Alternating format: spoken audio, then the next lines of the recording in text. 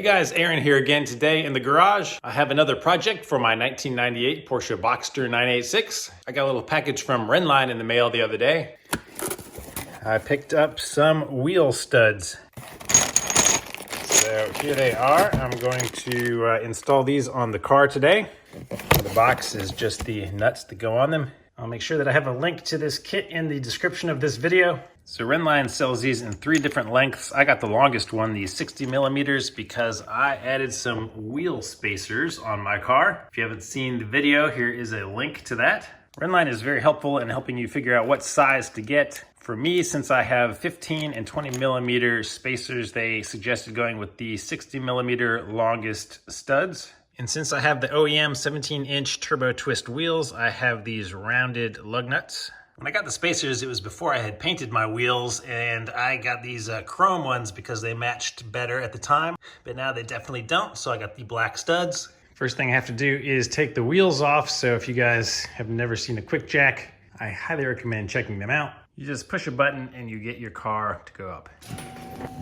Right now I'm going to show you one of the major benefits of having wheel studs instead of just regular lugs here. After removing the first 4, only one is holding this on, so as soon as I take it off, this wheel will come off, so I'm going to have to stick my foot under it or hold it while doing this so the wheel doesn't just fall off and possibly scratch up the caliper.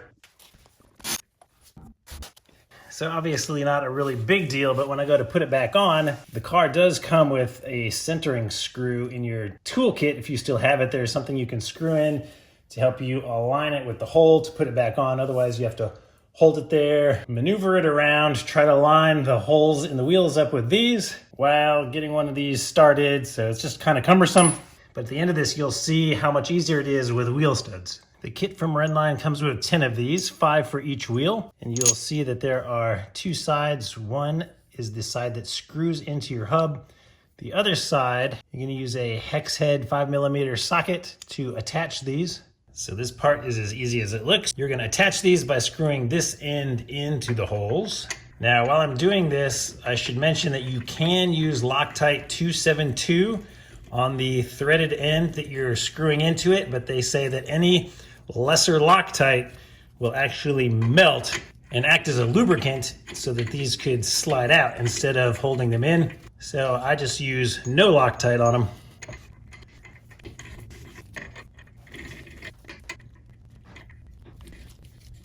Now you should be able to thread these in easily by hand until they bottom out, because if you try to use a tool, you risk cross-threading it, of course. So now this part is very important. You want to use a torque wrench with your 5mm and torque them all down to 30 foot-pounds.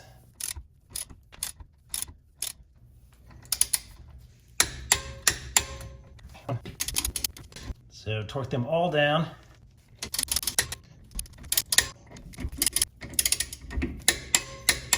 And that's it for their installation. Now, torquing the rear ones is easy because you have a handbrake that will stop this from spinning. To do the front ones, either have somebody just press the brake in for you, or if you're doing it alone, just rig up something to press the brake pedal. Now we can roll our wheel back over. Instead of having to go in the trunk and find that little centering thing,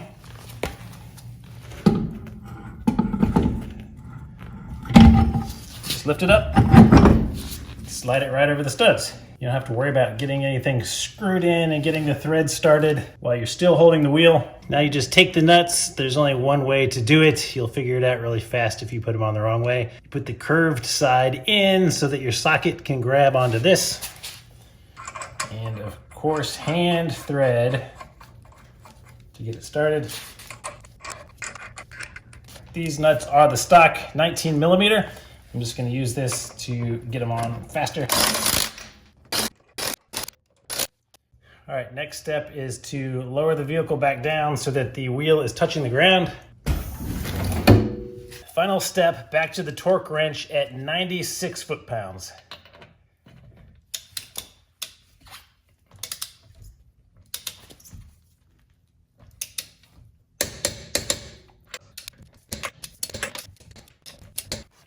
All right, so here is our after. It looks so much better now. In case you forgot, here is our front wheel that has not been changed yet, and the after. Guys, I just want to give you a couple more important notes from Rennline. The first one is after you drive for 50 miles after installing these for the first time, you should re-torque them.